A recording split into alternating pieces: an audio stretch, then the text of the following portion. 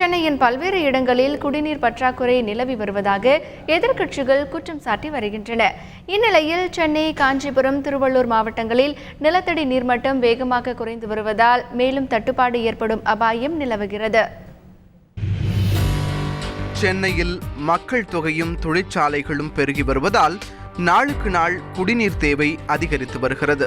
பாக்கெட்டில் குடிநீரை அடைத்து விற்கும் நிறுவனங்களின் எண்ணிக்கையும் உயர்ந்து வருவதால் சென்னையை சுற்றியுள்ள ஏரிகளால் சென்னை மக்களின் குடிநீர் தேவையை பூர்த்தி செய்ய முடியவில்லை. சென்னையின் குடிநீர் தேவையை பூர்த்தி செய்யும் அண்டை மாவட்டங்களான காஞ்சிபுரம், திருவள்ளூரிலும் சராசரியாக நிலத்தடி நீர்மட்டம் 7 மீட்டர் ஆழத்திற்கு குறைந்துள்ளதாக வெளியாகியுள்ள தமிழக பொதுப்பணித்துறையின் புள்ளி விவரம் அதிர்ச்சியை ஏற்படுத்தியுள்ளது. கிணறுகளில் போதிய தண்ணீர் இல்லை என பொதுமக்கள் கூறுகின்றனர். கிணறு பெரிய கிணறுக்கு அதுவும் வற்றி போச்சு. கிணறுலேருந்து முன்னாடி வரும் தண்ணி அதுவும் வரதில்லை. ஒரு போர் தான் ஃபுல்லு 28 பிளாக் இருக்குது. 28 பிளாக் அந்த ஒரு போர் தான் சப்ளை. நிலத்தடி நீரை பாதுகாக்க மழைநீர் சேகரிப்பு மட்டும் போதாது. வெளிநாடுகளில் கடைபிடிக்கப்படும் புதிய முறைகளை கையாள வேண்டும் என்று கூறுகிறார் நீர்வள ஆதார அமைப்பின் முன்னாள் தலைமை பொறியாளர்.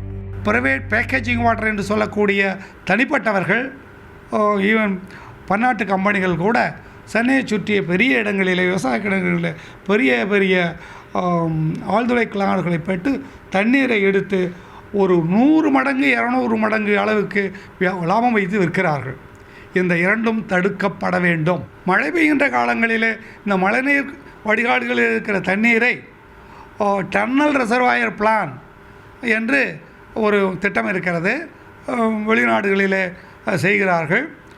பூமிக்கடியிலே, நிலத்திற்கடியிலே ஒரு பெரிய சுரங்கத்தை வெட்டி அதிலேயே ஒரு நீர்த்தேக்கத்தை ஏற்படுத்தி இந்த மழைநீர் குழாய்களில் வரக்கூடிய, மழைநீர் வடிகால்களிலிருந்து வரக்கூடிய தண்ணீரை எல்லாம் சுரங்கத்தின் வழியாக அந்த நீர்த்தேக்கத்திற்கு கொண்டு சேர்த்து வைத்து அதை ட்ரீட்மெண்ட் செய்து பம்ப் பணி செய்யலாம் தேவைப்படுகின்ற காலங்களில்.